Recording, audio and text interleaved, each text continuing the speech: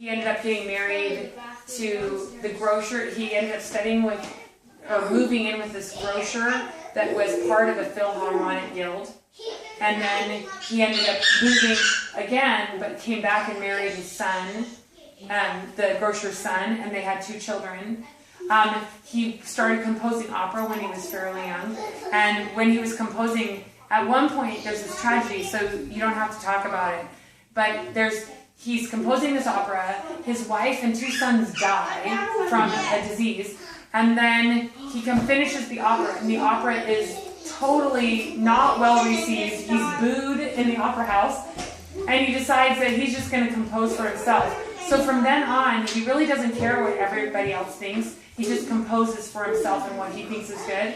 And he composes, at one point he was composing about 1 opera a year. So he composed a lot. He died when he was 88. So it was only the last 4 years of his life that he wasn't composing operas. So he did compose a lot of operas.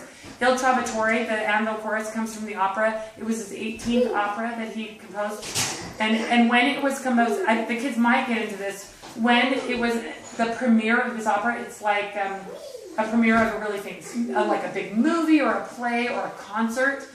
Probably more like a concert. There was a big rainstorm and there was flooding and the water was deep, it was like ankle deep. And people stood in ankle deep water to get tickets for Il Trovatore from 9 in the morning until the performance. And it was still a sold out crowd and it was standing ovations. Everybody loved it. It was really well received. So the difference between that opera and his first opera was really a big contrast. After he ended up marrying again, there's a lot of information about him, about his upbringing and how the Austrians, when he was a baby, the Austrians came in and invaded his hometown, and his mom hid him and his brother in a bell tower, and anyone they found, they killed. So it was a very conflictual childhood. Luke, you need to keep things really quiet up there. Sorry. But then when they died, he ended up remarrying a woman named, so he's Giuseppe Verdi. He ended up marrying a woman named Giuseppina. It's the same name, Giuseppina. Verdi's name. Yes, and they ended up staying married. She ended up dying in 1897. He was 84, and he dedicated he endowed a home for retired musicians, dedicated to her. And then when he died, both of them are buried on that property. He actually was buried in a funeral service that had no music. He wanted it to have no music. I don't know why. So you can go into as much information about the opera, the Anvil chorus, the gypsies. You can talk about his background if you want to, and then you can bring in the percussion instruments at the end.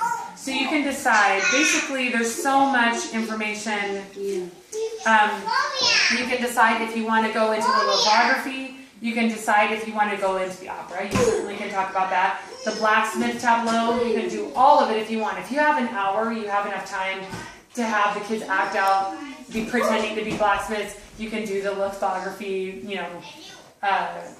assembly line. You can talk about the Longfellow poem. The Longfellow poem, like she said, the first 4 lines are the most important part. So if you want to just read that and say, and talk about that, the poem came first. So they think that the painting was actually painted, or the lithography was drawn because of that poem. So you can talk about that if you want. And then at the end, you can quiz them on what they learned. And then if you want with the little kids, if you do really brief on everything else, make the maracas at the end. So we have to decide. I'll have paper plates, and I'll probably only have rice and beans for the maracas. And you want to make sure you put the glue in there and staple it so that nothing falls out. So I'll have that for the lower grades. I'll have all the assembly line stuff for the lithography. And then I'll have everything for the blacksmith tableau. So it's a lot of props to get together. So for the maracas, is every kid get one? Or you just They would actually make their own. And take it. So for Miss Dorsey's class, I would suggest that would be fun. Okay. And so if you don't go into everything else, save 10-15 minutes at the end, have them draw on the paper plates and make them cool looking, then add their stuff, and then play the music and have them shake their instruments to music. That would be fun. How many paper plates would there be? They just need 2 for each, so you're going to need 60 for each class. Okay. So, and what grade do you teach? Mrs. Gill. Oh yeah, so you'll want to do, yeah. Miss Gill, I've taught her class before, and I only had 30 minutes. So if you do really brief 15-minute lecture at the beginning, then you'll have time to do. You just have to make sure they have time, and they always sit on that carpet in the front. Miss Lee's class does that too. They'll sit in the carpet. They need to, if they're making the maracas, they need to sit at their desks. So you'll have to move them. If you can get another parent to come help you, usually for Miss Gill's and Miss Lee's, there are other parents helping during the class. You'll have volunteer parents. So Una and me are team teaching. Oh, team teaching. Yeah, if Una's there, then both of you helping, that's probably enough. With the teacher and anyone else that might be volunteering. Should I stop the video? Yeah. Okay. Sorry.